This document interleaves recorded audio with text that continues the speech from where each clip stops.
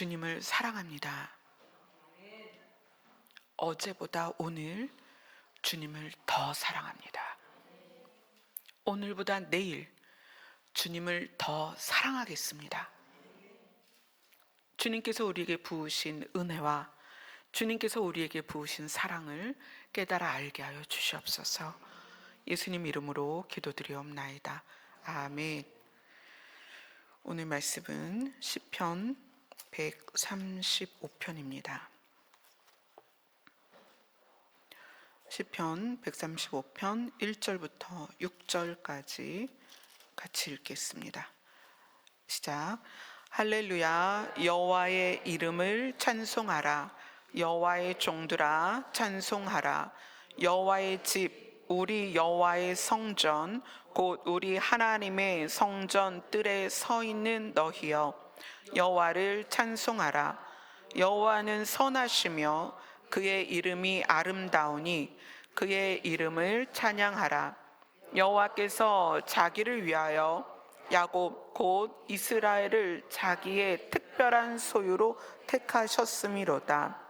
내가 알거니와 여호와께서는 위대하시며 우리 주는 모든 신들보다 위대하시도다. 여호와께서 그가 기뻐하시는 모든 일을 천지와 바다와 모든 깊은 데서 다 행하셨도다. 아멘. 오늘 135편을 이해하기 위해서는 그 전에 시편의 여러 부분을 순차적으로 이해해야 135편으로 들어갈 수가 있어요. 자, 그러면 119편으로 갑니다. 시편 119편은 우리가 아는 가장 긴, 그래서 시편 119편은 1절에서 176절까지 있습니다. 그래서 이 시편 119편은 모든 절에서 율법, 율례, 규례, 법도, 말씀 뭐 이런 단어들이 계속 반복돼요. 그래서 시편 119편은 율법에 대한 시인의 노래입니다. 그래서 저는 처음에 이 119편을 나누기 위해서 기도할 때 하나님, 이 119편 너무 어려울 것 같아요. 또는 지루할 것 같아요. 우리 성도들 이거 말씀 너무 지루할 것 같아요. 그랬는데 하나님께서 그때 말씀을 주셨죠. 율법은 무엇이다? 하나님이 인간을 향한 접근 방식이다. 그러니까 우리가 생각할 때 율법은 뭘 하면 안 돼, 너 그럼 혼나, 뭐 예를 들어서 여러 가지 죄들이 있는데 그 죄들 중에 어떤 죄는 돌로 쳐서 죽이고, 어떤 죄는 성 밖으로 쫓아내고, 마을과 격리시키고, 막 이런 죄와 벌이 계속 반복해서 나오는 게 율법이기 때문에 우리 입장에서는 그 율법이 무섭고 두려운 거예요. 그래서 그 율법으로 하나님을 바라보면 우리를 혼내는 하나님, 우리를 아무것도 못하게 하는 하나님, 우리를 꼼짝달싹 못하게 하는 하나님, 이런 의미가 될 수 있어요. 그런데 하나님이 인간을 향한 접근 방식으로서 율법을 주셨다라고 할 때 하나님 입장에서 율법이 시작되는 것에 대한 이해를 하면 어떻게 이해를 할 수가 있냐면, 하나님 입장에서 너희가 이렇게 하면 사망에 이르니까 이렇게 하면 안 돼. 나는 너희들을 살리고 싶어.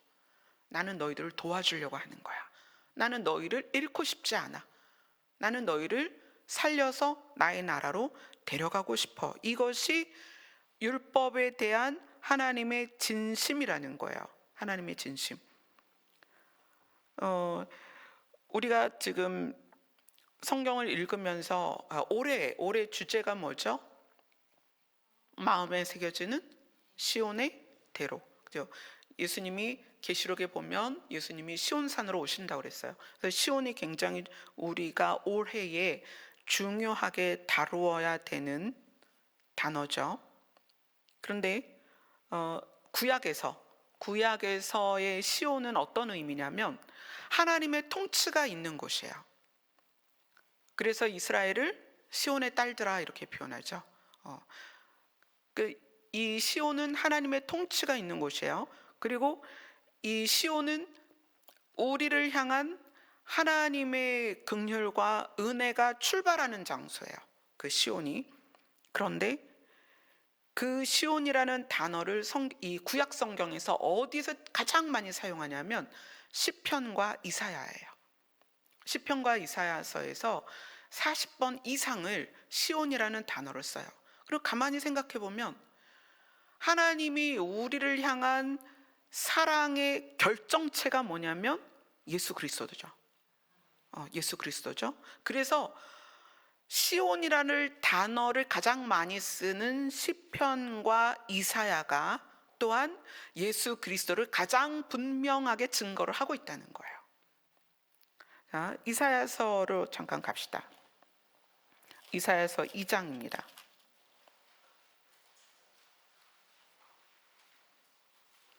이사야서 2장 3절. 이사야서 2장 3절 같이 읽습니다. 969페이지죠. 시작. 많은 백성이 가며 이르기를 오라 우리가 여호와의 산에 오르며 야곱의 하나님의 전에 이르자. 그가 그의 길을 우리에게 가르치실 것이라. 우리가 그 길로 행하리라 하리니 이는 율법이 시온에서부터 나올 것이요 여호와의 말씀이 예루살렘에서부터 나올 것이라. 아멘. 하나님께 가는데 여호와의 전에 가야 되겠어요. 여호와의 전에 가야 되겠어. 그래서 하나님을 만나야 되는데 하나님께서 우리에게 그의 길을, 하나님께로 이르는 길을 우리에게 가르쳐 주실 것이다. 근데 그것이 예수 그리스도께서 우리에게 말씀하시죠. 나로 말미암지 않고는 아버지께로 갈 자가 없다. 내가 길이다 라고 얘기를 하셨어요. 그리고 그의 길을 우리에게 가르치실 것이라. 우리가 그 길로 행하리라. 그러니까 예수 그리스도를 통해서 하나님께 나아가죠. 그리고 율법이 시온에서부터 나올 것이요. 율법이 하나님의 통치의 핵심입니다. 하나님의 통치의 핵심은 뭐냐면 하나님께 오라는 거죠. 하나님을 사랑해라. 그래야 생명의 근원이신 하나님을 사랑해야만 그분으로부터 생명을 받을 수 있고, 그 다음에 그것을 증명해내는 것이 뭐다? 서로 사랑하는 거다. 그래서 율법의 핵심은 하나님을 사랑하는 것과 서로 사랑하는 것입니다. 이웃을 사랑하는 거예요. 근데 그 율법이 시온에서부터 나왔습니다. 구약 성경의 시온은 하나님의 통치가 있는 곳이에요. 그러니까 하나님의 통치로부터 율법이 나왔어요. 그리고 예수 그리스도가 어디로 내려오세요? 시온산으로 오신다고 그랬어요. 신약 성경의 시온은 예수 그리스도가 통치하는 곳이에요. 그래서 예수님이 시온산에 오십니다. 그래서 우리가 시온산으로 가야 되는 건데, 그 예수님이 시온산에 오셔야 되는 그 예수님이 자기 자신에 대해서 뭐라고 말하느냐면 나는 율법의 마침이다. 율법의 완성이다. 그러니까 구약에서의 하나님의 통치에서 율법이 나왔어요. 우리를 살리기 위해서. 너네 이렇게 죄를 지으면 죽을 수밖에 없어. 너희가 나에게 돌아와야 돼. 하나님을 사랑한다는 것은 하나님께로 돌아온다는 얘기예요. 그리고 그것을 증명하는 것, 너희가 하나님을 사랑한다면 너희가 서로 사랑해야 돼. 하나님을 사랑하는 것을 이 땅에서 증명해내는 방식은 우리가 서로 사랑하는 것이다. 근데 그것을 예수님이 먼저 우리에게 본을 보이셨고요. 하나님의 명령에 따라 이곳에 오셔서 우리를 살리기 위해서 십자가를 지셨죠. 예수님이 그리고 실제로 시온산에 오실 때 예수님이 그 율법을 완성하신 분으로서 시온산에 오시는 거예요. 그래서 이 시편과 이사야에서의 그 단어들 중에 시온이라는 단어가 굉장히 많이 나오는데, 이 시편 119편은 율법에 대한 내용입니다. 이 율법은 율례나 규례, 명령 이런 키워드로 해서 이 시편 119편이 나누어지는데, 이것은 하나님이 인간을 향한 접근 방식이다. 우리를 살리기 위해서 주신 것이다. 그런데 그 율법의 핵심이 두 가지죠. 성경을 한번 봅시다. 마태복음 22장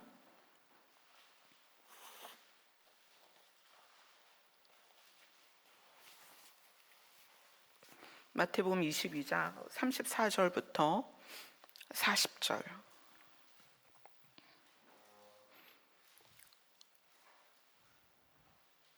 같이 읽습니다. 시작. 예수께서 사두개인들로 대답할 수 없게 하셨다 함을 바리새인들이 듣고 모였는데 그 중에 한 율법사가 예수를 시험하여 묻되 선생님, 율법 중에서 어느 계명이 크니이까? 예수께서 이르시되 내 마음을 다하고 목숨을 다하고 뜻을 다하여 주 너의 하나님을 사랑하라 하셨으니 이것이 크고 첫째 되는 계명이요 둘째도 그와 같으니 내 이웃을 내 자신같이 사랑하라 하셨으니 이 두 계명이 온 율법과 선지자의 강령이니라. 지금 예수님이 율법사에게 율법에 대해서 설명을 해주는 거예요. 첫째 되는 계명은 마음과 뜻, 목숨과 뜻을 다하여 하나님을 사랑하는 것이고 또 두 번째도 그 첫째 계명과 같은 것인데 내 이웃을 내 자신같이 사랑하는 것이다. 이것이 모든 율법과 선지자의 강령이다. 이 강령이라는 말은 이 두 가지 계명에 의한 파생된 명령들이라는 거예요. 이 두 가지가 핵심이야. 하나님을 사랑하는 것과 이웃을 사랑하는 것이 핵심이고 이것에 마치 포도 열매가 포도 줄기에 달리듯이 이 두 가지 핵심 없이는 다른 율법과 다른 그 선지자의 예언들이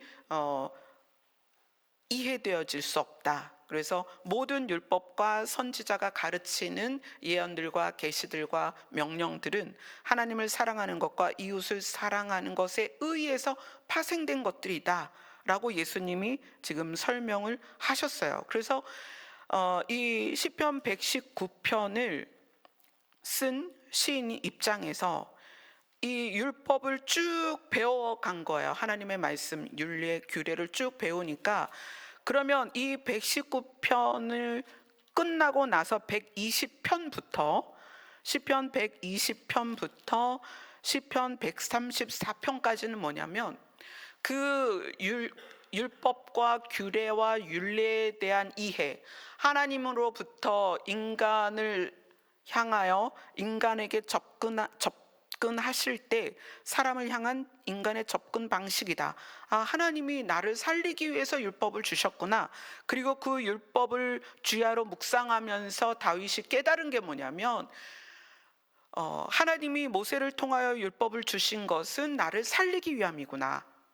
나를 하나님 나라로 데려가기 위함이구나라는 것을 분명하게 알았어요. 그래서 120편, 그러니까 119편이 율법에 대한 거죠. 그럼 120편부터 뭐냐면 성전에 올라가는 노래라는 거예요.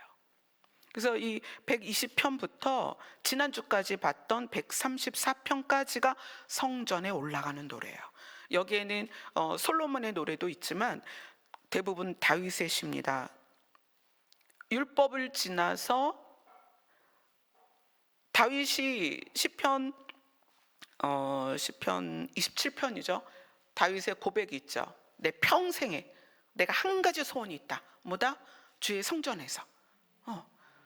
주의 성전에 있는 게 내 소원이야.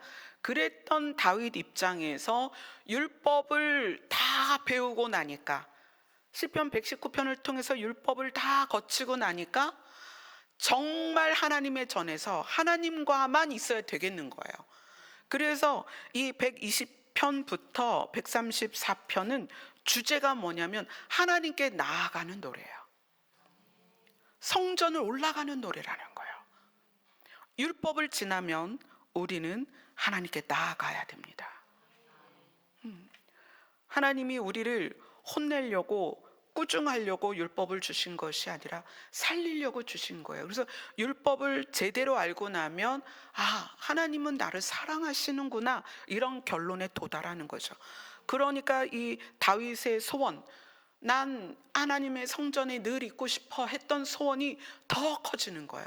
그래서 지은 시들이 성전에 올라가는 노래입니다. 그래서 120편부터 134편까지 성전에 올라가는 노래로서 쭉 나와요. 근데 이 과정이 순탄하게 성전에 올라간 건 아닙니다. 다윗이 중간중간에 자기의 형편을 이야기해요. 나는 환난 중에 주의 이름을 부른다. 나는 너무 힘들다. 도대체 누가 나를 도와줄 수 있을까? 이게 다윗의 고백이에요. 그러면서 결국은 어떻게 해요? 성전으로 올라가는 거죠. 그리고 깨닫는 거예요. 우리의 도움은 천지를 지으신 여호와의 이름에 있다. 그리고 여호와를 의지하는 자는 시온산이 흔들리지 아니하고 영원함 같이 여호와를 의지하는 자는 흔들리지 않는다. 그러면서 이제 그 성전에 올라가서 주님을 대면하면서 그 믿음이 좀 더 견고해지는 거죠. 그래서 이제 외칩니다. 이스라엘아 여호와를 바랄지어다. 여호와를 경외하며 그의 길을 걷는 자에게는 복이 있고 여호와께서 시온에서 내게 복을 주실 것이다. 이 128편에서도 다윗이 얘기를 해요. 시온에서 내게 복을 주실 것이다. 하나님의 통치가 있는 곳에서 너에게 복을 주실 것이다. 그리고 마지막 시편 134편 성전에 올라가는 노래 마지막이 뭐냐면 우리 시편 134편 3절을 읽겠습니다. 시작. 천지를 지으신 여호와께서 시온에서 내게 복을 주실지어다. 하나님의 통치가 있는 곳에서 하나님을 향하여 나아가는 자들에게 하나님은 반드시 복을 주실 것이다. 그리고 그 복에 대해서도 설명을 하죠. 133편 3절입니다. 시작. 헐몬의 이슬이 시온의 산들에 내림 같도다. 거기서 여호와께서 복을 명령하셨나니 곧 영생이로다. 하나님의 통치가 있는 곳에서 복을 주시는데 그 복이 뭐냐면 영생이다. 그리고 이 율법을 지나온 다윗이 그 율법의 두 가지 핵심, 하나님께 나아가는 것, 하나님을 사랑하는 것과 형제가 서로 사랑하는 것을 분명히 깨달았어요. 그래서 시편 133편은 그렇게 고백을 하는 겁니다. 133편 1절을 같이 읽습니다. 시작. 보라, 형제가 연합하여 동거함이 어찌 그리 선하고 아름다운고. 율법을 완전히 이해한 거예요, 다윗은. 그래서 성전을 올라가면서 여호와 앞에 머물고 하나님을 알아가고 하나님을 향해 가면서 그 다음에 서로 사랑하라는 그 율법의 말씀대로 그 형제가 서로 연합하고 동거하는 것이 얼마나 선하고 아름다운가. 서로를 살리고 그 서로를 살린다는 것이 하나님이 우리를 향한 마음이거든요. 우리를 살리고자 하는 마음.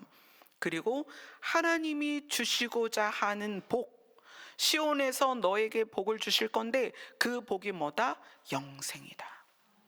그래서 예수님이 시온산에 오시면 그 시온산에서 이루실 게 뭐예요? 우리를 변화시킨 우리를 어떻게 하신다? 영생에 이르게 하신다. 그게 하나님이 우리를 향한 사랑의 결정체죠. 마무리예요. 자, 로마서로 갑니다. 로마서 9장.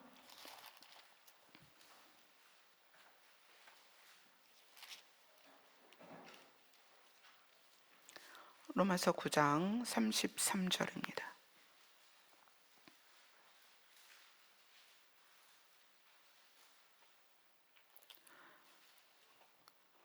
같이 읽습니다. 시작. 기록된 바 보라 내가 걸림돌과 거치는 바위를 시온에 두노니 그를 믿는 자는 부끄러움을 당하지 아니하리라 함과 같으니라. 이 말씀은 이사야서 28장 16절에 나오는 말씀이에요. 근데 바울이 예수님에 대하여 그렇게 표현을 한 거예요. 그러니까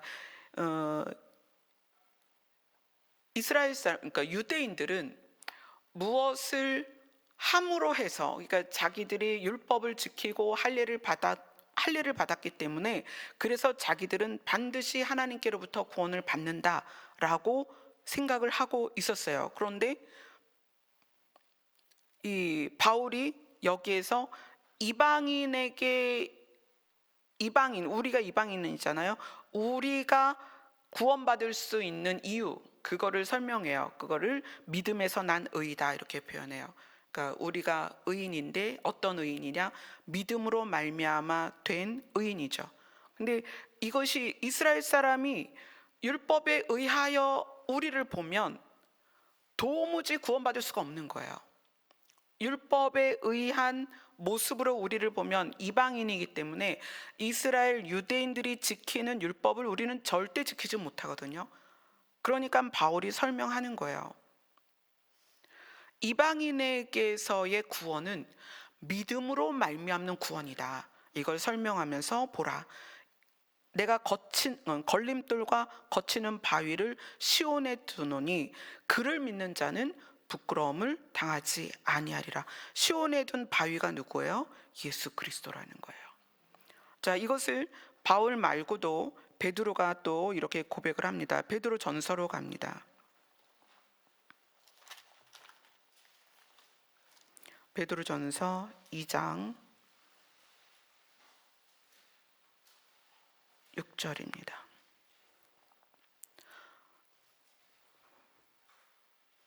같이 읽습니다. 시작. 성경에 기록되었을 때 보라 내가 택한 보배로운 모퉁이 돌을 시온에 두노니 그를 믿는 자는 부끄러움을 당하지 아니하리라. 아멘. 이것도 똑같이 이사야 28장 16절에 있는 것을 이거는 이제 베드로가 인용을 한 거예요. 베드로가 인용을 해서 보라 내가 택한 보배로운 모퉁이 돌을 시온에 두노니 그를 믿는 자는 부끄러움을 당하지 아니하리라. 그러니까 예수 그리스도를 하나님께서 시온에 두실 것이고 그 예수 그리스도께로 나아가는 자는 사망 아래 있지 않고 부끄러움을 당하지 아니할 것이다. 자, 로마서로 갑니다. 아까 우리가 로마서 읽었었죠. 로마서 11장 26절입니다.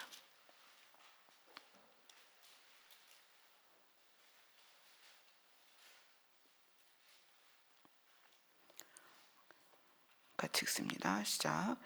그리하여 온 이스라엘이 구원을 바르리라. 기록된 바 구원자가 시온에서 오사 야곱에게서 경건하지 않은 것을 돌이키시겠고. 네, 이거는 이제 이사야서 59장에 나와 있는 말씀을 바울이 인용을 한 거예요. 네, 구원자 예수 그리스도가 시온에서 오사 야곱에게서 경건하지 않은 것을 돌이키시겠고. 야곱에게서는 혈통상으로 선민인 이스라엘을 향한 말씀이에요.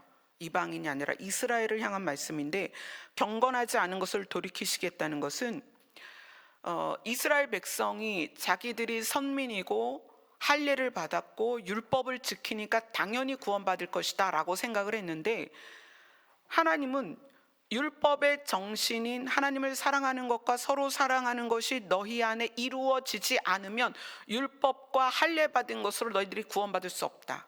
그래서 구원자가 시온에서 오사 예수 그리스도께서 시온에서 이스라엘 백성에게 나아가서 혈통상 이스라엘 백성에게 나아가서 경건하지 않은 것이 뭐냐면 하나님의 성품에 위배되는 것이에요. 하나님의 성품에 위배되는 것에서 돌이키시겠다, 회개케 하시겠다. 그리고 나서야 비로소 이스라엘이 구원을 받습니다.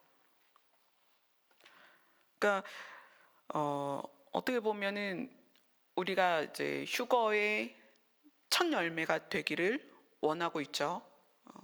예수님은 부활의 첫 열매시고 실제로 하나님께서 순차적인 구원의 방식들을 이루어 가실 텐데 우리는 휴거의 첫 열매가 되기를 바라고 있습니다. 그런데 이스라엘 같은 경우는 예수님께서 이 혈통상 하나님의 백성, 믿음으로 하나님 백성이 된 우리가 아니라 혈통상 하나님의 백성이 된 이스라엘에게 이렇게 말씀하세요. 하나님의 성품에 위배되는 것을 돌이켜야만 구원을 받을 수 있다는 거예요. 근데 그것이 지금 우리가 이제 이방인으로서 믿는, 또 교회 공동체 내에 있고 이미 믿고 있는 우리에게도 사실 굉장히 큰 교훈이거든요. 우리가 교회를 다니고 하나님을 믿는다는 것이 10년, 20년, 30년, 40년 쭉 지나왔단 말이에요. 그러다 보니 우리가 마치 혈통상 하나님의 백성인 이스라엘처럼 우리도 외형상 하나님을 믿는 사람처럼 변해가는 게 굉장히 많거든요. 그래서 우리에게도 이 말씀이 하나님의 성품에 위배되는 것에서 돌이키지 않으면 이 구원이 우리에게 적용되는 데 있어서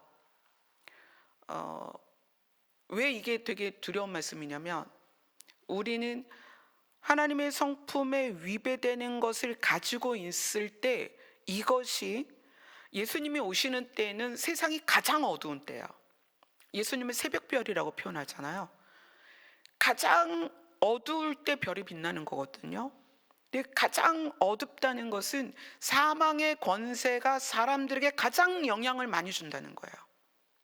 죄의 능력이, 사망의 권세와 사망의 영향력이 이 세상에 가장 강하게 영향력을 발휘할 때, 그때 이제 동이 트고 예수님이 이 세상에 등장하셔서 우리를 구원해 가시는데, 우리가 만약에 하나님의 성품에 위배된 것을 돌이키지 않으면 그 죄의 영향력과 사망의 영향력에 의하여 성경에서는 그걸 실족한다, 미혹된다,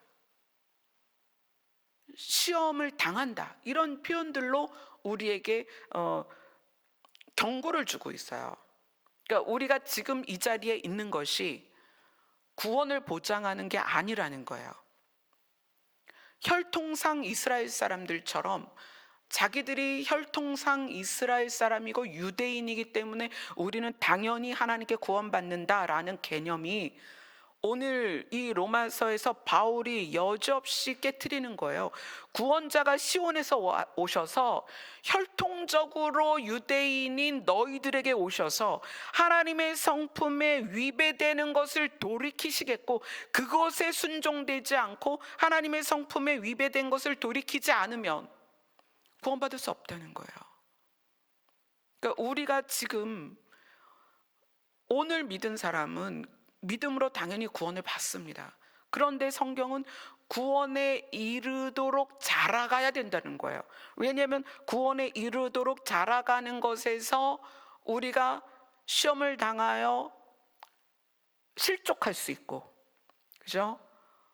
미끄러져서 넘어질 수 있기 때문에 우리 스스로가, 이거는 하나님이 우리를 버리거나 하나님이 우리를 놓치는 게 아니고 우리 스스로의 문제라는 거예요. 우리 스스로의 문제. 그래서 구원자가 시온에서 오사 야곱에게서 하나님의 성품에 위배된 것을 돌이키신다. 자, 그러면 우리가 1차적으로 예수님이 시온산에 서셨을 때 우리가 주님 앞에 있어야 되는 게 당연합니다. 그러나 그러지 못한 경우에 예수님이 시온산으로 오셔서 천년왕국이 이루어지죠. 그럼 천년왕국이 이루어지고 그 천년왕국 안에서 예수님은 10골 다스릴 자와 5골 다스릴 자들을 동원해서 사람들에게 뭘 하실까요? 하나님의 성품에서 위배된 것들을 제거하시고 하나님의 말씀을 가르치실 거라는 거예요. 이제 우리가 천년왕국까지는 아직 여러분들이 분명한 개념이 아직은 없죠. 이제 그런 것들도 계속 다루게 될 텐데, 이게 굉장히 중요한 거예요. 하나님의 성품에 위배된 것, 이것을 경건하지 않은 것. 신약 성경에 나와 있는 예수님의 12 제자들, 그러니까 가룟 유다가 빠지고 마띠아가 들어온 다음에 그 12 제자들이 사도행전의 시간을 지나갑니다.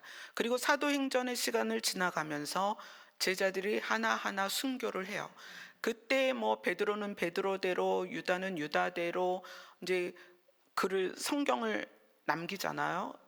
그리고 바울은 바울대로 서신서를 많이 남깁니다. 근데 그 제자들과 바울의 서신서, 신약 성경의 대부분의 내용들을 가만히 보면 귀신을 쫓거나 질병을 고치거나 죽은 자를 살리는 것은 사도행전의 아주 일부예요. 나머지 신약 성경의 대부분은 뭐에 대한 거냐면 하나님의 성품을 회복하는 것에 대한 명령이에요. 그것을 여러분들이 유념하고 다시 한번 성경을 보세요. 기적을 일으키는 거, 죽은 자를 살리는 거, 병든 자를 일으키는 거, 귀신을 내쫓는 거 아주 일시적이에요. 예수님도 예수님의 사역 안에 그러한 일들은 있었어요. 예수님이 지나가는 곳마다 많은 병자들을 고치셨고요. 예수님이 만나는 자들마다 연약한 자들을 불쌍히 여기셔서 그들을 고치셨습니다. 그러나 예수님의 입에서 나온 말씀, 예수님이 가르치신 말씀은 뭐냐면 천국 복음입니다. 그리고 그 천국 복음을 받아들여야 되는 사람들에게 다루신 게 뭐냐면 마음의 문제라는 거예요. 뭐다? 하나님의 성품에 대한 거였다는 거예요. 그래서 성령이 나타날 때는 갈라진 불의 혀처럼 나타나셨어요. 회오리 바람같이 나타나십니다. 사실 우리가 70년대, 80년대 교회들이 성령의 나타남을 얼마나 많이 경험했어요. 근데 우리가 여전히 성령의 나타남에 머물고 있다는 거예요. 진동하고 떨리고 막 쓰러지고, 성령이 나타나시면 그것이 하나님의 영이기 때문에 그 하나님의 영이 나타나시는 자리에는 그런 일들이 있을 수 있습니다. 그러나 성령의 드러남은 뭘까요? 성령의 나타남은 여기 있는 분들이요 다 쓰러질 수 있습니다. 막 뒤로 나가 자빠질 수 있어요. 그런데 성령의 드러남은 뭐냐면 성령이 내 안에서 내주하셔서 나를 사로잡아서 드러날 때 그것이 성령의 드러남이에요. 그럼 성령의 드러남은 뭘까요? 성령의 열매입니다. 성령의 나타남은 하나님이 신이신 것과 성령께서 우리에게 오실 때 자기 존재를 드러내실 때는 그것이 성령의 나타남으로 우리들에게 그런 일들이 있을 수 있습니다. 그러나 그것은 우리 입장에서 개인은 단회적이면 돼요. 그걸 통해서 하나님을 알았으니까, 그걸 통해서 하나님이 살아계신 것을, 그분이 신이신 것을 깨달았으니까 성령의 나타남은 단회적인 사건이어도 된다는 거예요. 그러면 성령의 드러남은 뭘까요? 우리 평생의 우리 삶 안에서 성령이 이루실 일이라는 거예요. 그런데 안타까운 건 많은 교회들이요 그 성령의 나타남을 늘 구하고 그 안에만 있다는 거예요. 근데 그 성령의 나타남을 강조하고 거기에서 일어나는 일들, 막 쓰러지고 진동하고 소리 지르고 막 그러는 것을 추구하면 그들의 삶의 열매가 성령이 드러나질 않아요. 진짜 안타까운 게 그 성령의 나타남을 막 하시는 교회들이요 외부와 갈등이 생기잖아요. 그러면 안 믿는 사람처럼 대적합니다. 안 믿는 사람처럼 싸우고요 법정에 쓰고 데모하고 똑같아요. 안 믿는 사람들처럼 화염병 던지고, 제가 그런 걸 보면서 도대체 성령의 나타남에 대해서 어떻게 인식을 하고 있을까? 그냥 의자에서 쓰러지면 성령이 나타나는 거예요? 그걸로 만족하실 거예요? 어떻게 자라나가야 되는지를 왜 생각을 안 할까요? 그래서 제가 너무 많이 그런 부분에서 실망을 했어요. 어떤 사역자는 막 이렇게 성도에게서 뭐 귀신을 쫓는다 그러는데, 제가 그분 그 영상을 보면서 너무 놀란 게 어떤 자매를 불러서 세우는 거예요. 그 자매에게 뱀이 들었다는 거야. 그러면서 막 명령을 하는 거예요. 뱀처럼 기라고. 그러니까 그 자매가 정말 뱀처럼 기는 거예요. 그러면서 그 자매의 죄를 다 까발리는 거예요. 그 자리에서. 남편도 있고 공동체 형제들이 있는데 거기에서 그 자매의 죄를 다 까발리는 거예요. 여러분, 성령은요 그렇게 일하지 않습니다. 절대 그렇게 일하지 않으세요. 그래서 그걸 보면서 제가 너무 마음이 아팠어요. 그 자매가 그리고 나서 자기 남편과의 관계가 여전히 유지될 수 있을까? 공동체 가족들이 그를 여전히 존중해 줄 수 있을까? 사람들 안에 심어진 그 자매에 대한 그 시선을 어떻게 바꿀 거냐는 거예요.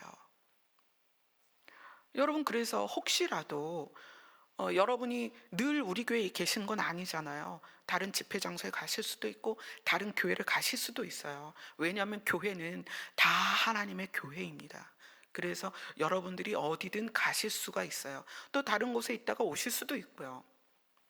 저는 그냥 이 공동체에서 하나님이 맡기신 일을 그냥 감당하는 거예요. 근데 여러분이 만약에 다른 공동체를 가야 된다거나 다른 집회 장소에 갔는데 거기에서 성령의 나타남이라고 해서 막 쓰러뜨리고 막 그 사람의 치부를 드러내고 죄를 끄집어내고 공개적으로 그 사람에 대하여 그런 이야기를 하는 곳은요, 피하셔야 돼요.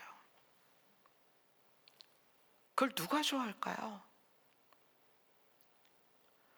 수치를 건드리는 건 사단이에요. 예수님은 현장에서 가늠하다 잡힌 여자까지도요, 전체에게 뭐라고 말씀하셨어요? 너희들이 돌로 칠 자격이 있겠니? 죄가 없으면 쳐라. 그리고 사람들을 다 물리치십니다. 다 물리치고 그 여자와 독대하셔서 말씀하세요. 나도 너를 정죄하지 않는다. 다시는 죄를 짓지 마라. 이게 예수님의 성품이라는 거예요. 하나님의 영은 그렇게 일하십니다. 막 마구잡이로 막 휘둘러서 사람들을 막 혼란에 빠뜨리고, 그리고 막 비난하고 정죄하고 욕하고 막 함부로 대하지 않는다는 거예요. 여러분, 정말 제가 여러분들한테 간절히 바라는데요, 성도를 함부로 대하는 목회자에게는 가면 안 되는 거예요. 하나님은 그렇게 하지 않으세요. 예수님조차도 자기를 판 제자들에게, 또 자기가 십자가 질 때 도망친 제자들에게 나무라지 않으셨어요. 심지어 자기에게 창을 찌른 그런 사람들에게조차도 하나님, 저들을 용서해 주세요. 몰라서 그랬어요. 몰라서 그래요. 하나님은 그런 분이십니다. 그래서 예수님이 시온으로 오셔서 혈통적 이스라엘 사람들에게 가셔서 하시는 거예요. 뭘 하시는 거예요? 너희가 유대인으로 태어나서 할례를 받고 율법 모든 조항을 다 지켰다 해도 하나님의 성품에 위배되면 그것을 돌이켜야 된다 라고 말씀하시는 거예요. 이건 오래 교회를 다닌 우리 입장에서도 굉장히 중요한 말씀이라는 거예요. 그리고 계시록에서 예수님이 시온산으로 오신다고 약속을 하셨죠. 자, 그렇게 해서 다시 우리의 본문으로 돌아갑니다. 시편 119편은 율법에 대한 것입니다. 하나님이 사람을 향한 접근 방식이다. 너희가 죄를 지으면 너희가 여전히 사망 가운데 있으니까 나에게로 와라.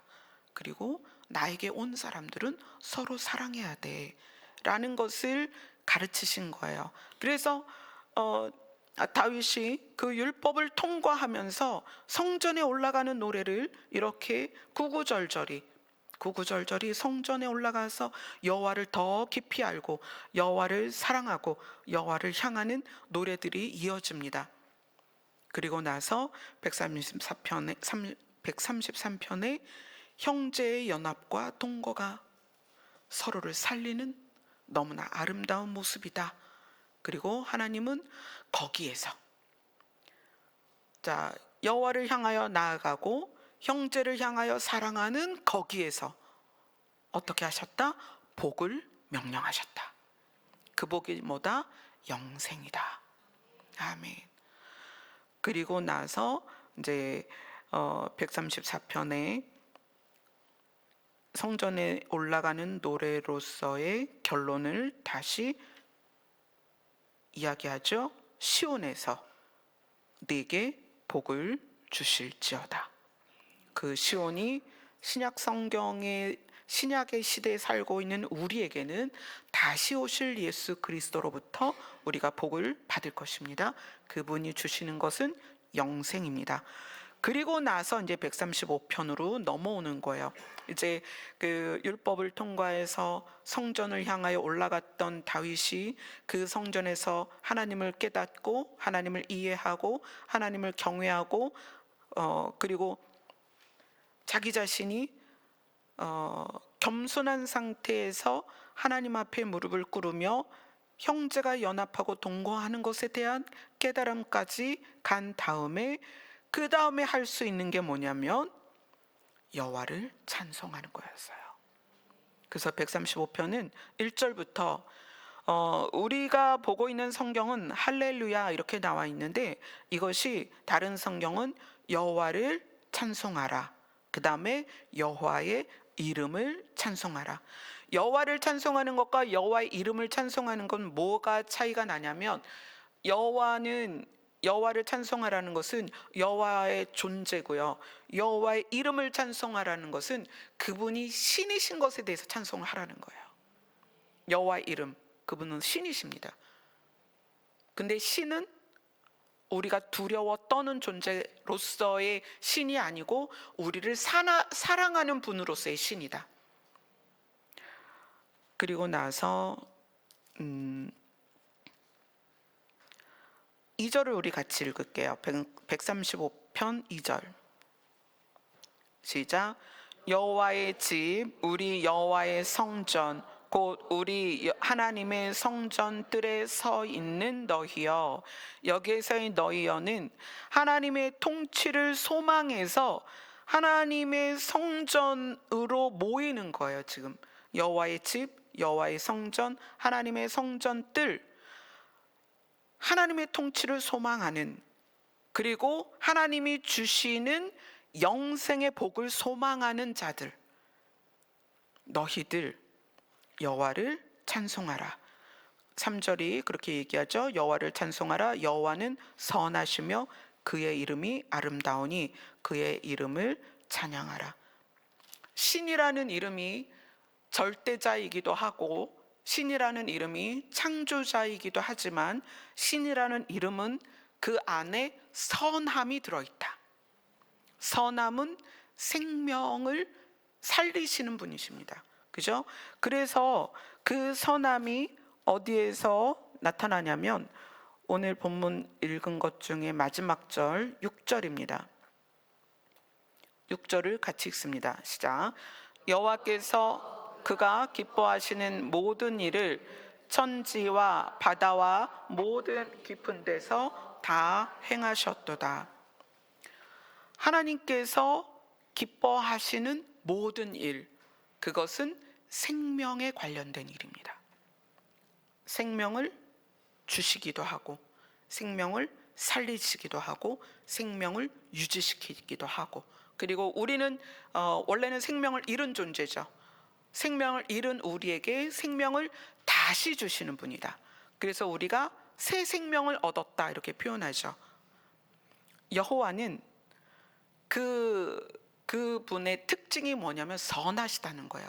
선하다는 것은 생명을 살린다는 거예요. 상대를 살려주는 거예요. 그래서 상대를 살리는 것이 아름답다는 거예요. 그래서 여호와의 아름다움이다 이렇게 표현하는 거예요. 여호와는 아름답다. 근데 그분께서 그가 기뻐하시는 모든 일을 다 행하셨어요. 그래서 이것이 어디에서 증명이 됐어요? 예수님이 십자가 지실 때 표현하셨죠? 다 이루었다.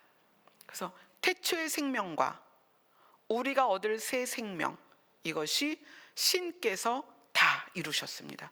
태초의 생명을 하나님께서 이루셨고, 그것을 잃어버린 우리에 대하여 새 생명을 예수 그리스도로 말미암아 다 이루셨습니다.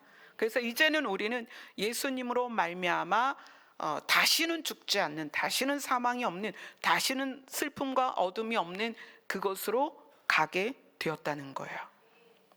이것이 하나님의 이름 안에 있는 선하심이다.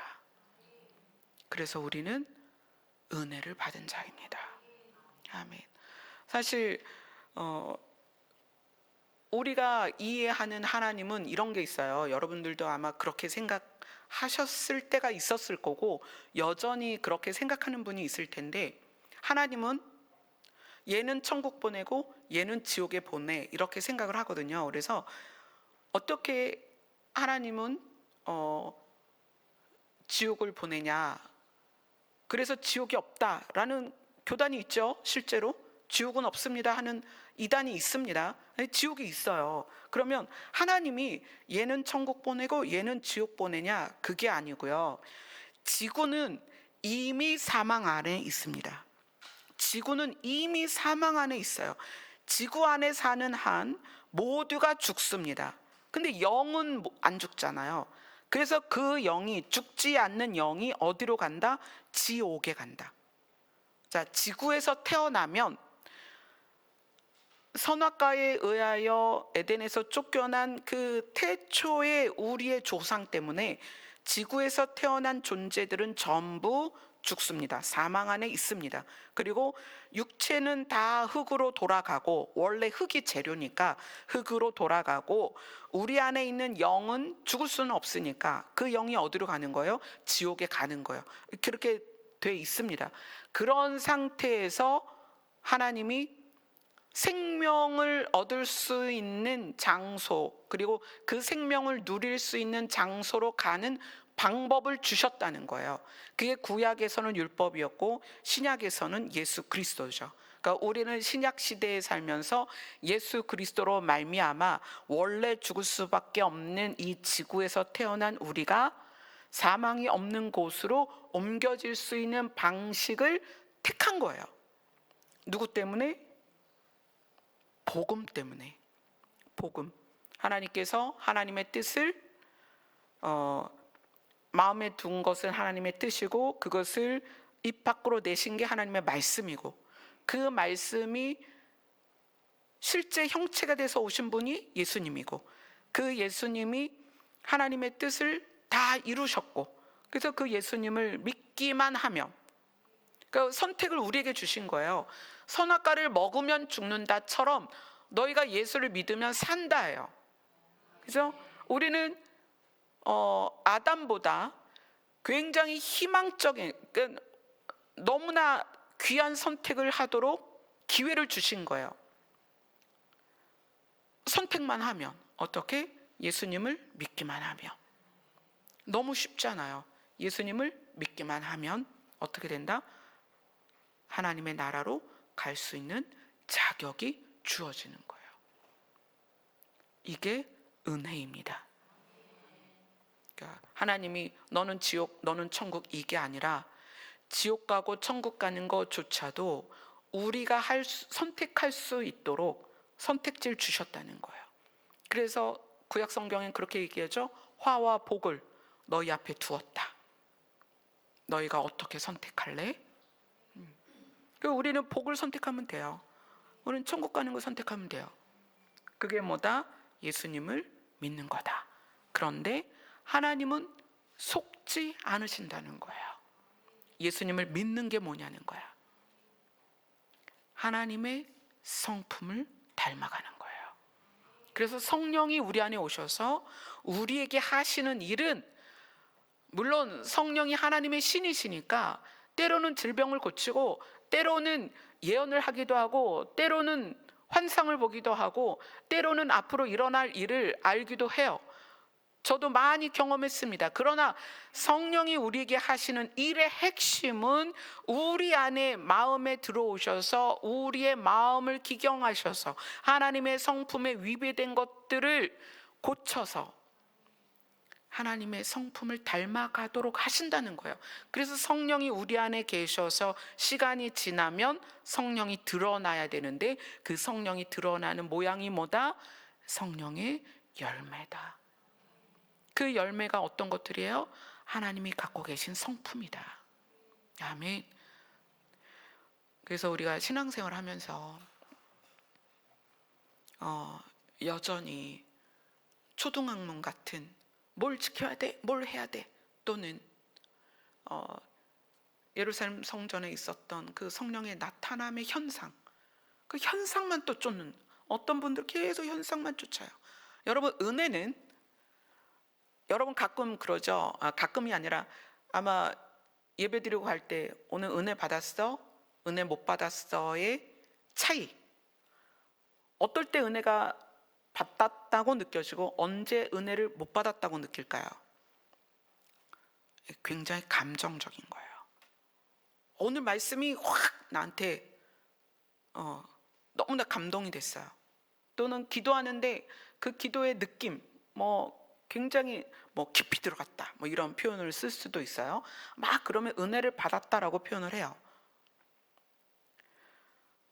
우리가 그것 또한 사실은 굉장히 감각적인 것들이에요. 우리가 받은 은혜는 예수 그리스도입니다. 아멘. 우리가 받은 은혜는 하나님께 갈 수 있는 길이 열렸다는 거예요. 우리가 여전히 죄인이었을 때 우리가 받은 은혜는 성령이 오셨다는 거예요. 우리가 받은 은혜는 뭐냐면 성령이 내 안에서 나의 그 하나님의 성품과 위배된 부분들을 날마다 안에서 가르치고 계시다는 거예요. 이게 은혜라는 거예요. 그런데 그 은혜를 자꾸 겉에서 만들어내려고 하는 거예요. 감각적인 거로, 분위기적인 거로. 여러분, 물론 그게 필요할 수는 있어요. 우리가 기도하는 데 있어서 좀 기도했다 싶은 때 있잖아요. 막 소리 지르고 뭔가 막 완전히 내가 몰입되어서 기도할 때가 있어요. 그러면 굉장히 마음이 좋죠. 그런 것을 나쁘다고 하는 게 아니라 우리가 분명히 가져야 되는 개념이, 은혜는 아버지께서 우리를 사랑하셔서 예수 그리스도를 이 땅에 보내신 게 은혜라는 거예요. 근데 그 은혜에 우리가 집중되지 않고 감각으로 느껴지는 은혜를 찾다 보면 자꾸 그런 곳으로, 막 이상하게 현상이 나타나는 곳으로 쫓아가고, 뭔가 막 쿵짝쿵짝하고 음악을 틀어놓고 막 귀청이 터질 것 같은 음악 속에서 그 황홀한 느낌을 느끼게 하는, 그걸 은혜라고 생각한단 말이에요. 여러분, 기도는요, 맹숭맹숭한 상태에서도요, 내가 하는 기도는 하나님이 들으십니다. 여러분, 이게 제가 왜 이런 말씀을 드리냐면, 주님이 오심이 가까이 올수록 이 세상은 더 어두워집니다. 여러분, 2차 팬데믹은 1차 때 우리가 알지 못했던 더 무서운 팬데믹이 될 거예요. 적그리스도의 등장이요, 여러분, 적그리스도가 꽃 들고 나타나겠어요? 전 세계를 제압하려 나타납니다. 그때에 우리가 각자의 골방에서 교회도 갈 수 없고 이 공동체끼리 모이지도 못할 때, 그때 여러분 어떻게 기도할 거냐는 거예요. 감각적으로 우리가 하나님께 마치 성령의 운행 안에 있는 것처럼 분위기를 조성하는 데에서 여러분 기도해 버릇하면요, 혼자 집에서 기도 못해요. 여러분, 믿음은요, 그런 말 쓰러 독고다이라고요. 혼자예요. 누가 도와주는 거 아닙니다. 음악 소리 없어도, 연합하는 힘이 없어도, 리더의 리드가 없어도 여러분 혼자 기도하는 거예요. 하나님하고. 여러분 이거 어떻게 하실 거예요? 그래서 제가 그게 안타까운 거예요. 자꾸 그런 데 가서 같이 막 이렇게 그 분위기, 그래서 막 뭔가 전율이 있고 막 황홀하고 느낌이 있고 이래야만 그게 은혜인 것처럼, 그래서 그거를 쫓아다니고. 그래서 어떤 분이 그런 얘기를 해요. 나는 어느 기도원에 가야만 기도가 잘 돼. 거기에서 기도해야 기도한 것 같아. 여러분 유사시에 거기까지 어떻게 갈 거야? 어떻게 할 거예요? 성령은 여러분 마음 안에 계십니다. 하나님의 영은 여러분과 함께 계십니다. 여러분이 방에 있든지 거실에 있든지 골목을 걷든지 놀이터의 벤치에 앉아 있든지 어디에서든 여러분의 기도는 하나님이 들으십니다. 그것을 분위기나 어떤 감각적인 것에 의존해서는 안 된다는 거예요. 이제 우리가 그럴 때가 아닙니다. 이제 혼자서 은밀한 곳에서 아무도 돕지 않는 데서 내가 주님과 대화할 수 있어야 돼요. 그 주님께 내가 기도할 수 있어야 됩니다. 이제 정말 특공대처럼 혼자서 100명, 1000명의 몫을 해야 될 때가 옵니다. 저는 여러분들이 어떤 구조적인 거에 의존되지 않고 혼자서도 당당히 여러분의 자리에서 하나님의 보좌를 흔들 수 있는 기도를 할 수 있기를 원합니다. 그럴 수 있어야 돼요. 지금 이 시간에 여러분들에게 이런 것이 선포된다면 하나님은 여러분들이 그렇게 되시기를 원하신다는 거예요. 아멘. 여호와께서 그가 기뻐하시는 모든 일, 우리를 살리시는 모든 일을 다 행하셨습니다. 예수님께서 그 모든 일을 다 이루셨습니다. 우리는 그분의 이름으로 그분의 나라에 들어갈 것입니다. 우리는 그분의 이름으로 시온산에 서실 예수 그리스도 앞에 서게 될 것입니다. 아멘. 여러분 그것이 여러분의 믿음이 되셔야 돼요. 어떤 것에도 여러분 흔들리지 마세요. 여러분의 머리 위로 흑암이 덮쳐도 여러분 흔들리지 마세요. 두려워하지 마세요. 예수 그리스도의 이름이 여러분을 반드시 살리십니다. 아멘. 우리 찬양하겠습니다.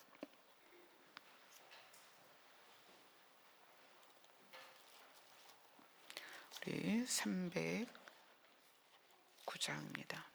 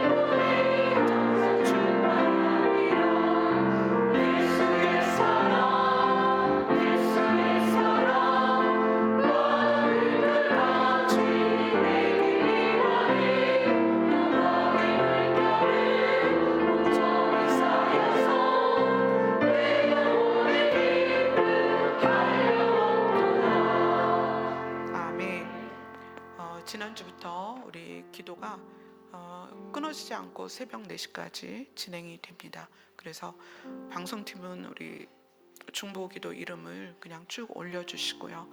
여러분들이 기도하실 수 있는 만큼 기도하시고, 그리고 조용히 가셔야 될 시간에 가시면 됩니다.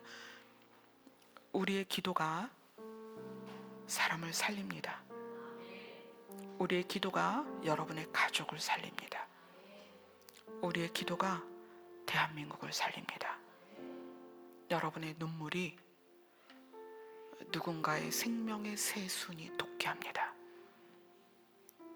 그래서 하나님께서 여러분의 기도를 원하시는 거예요. 여러분, 기도하실 수 있는 시간까지 간절히 주의 이름을 부르며 기도하겠습니다.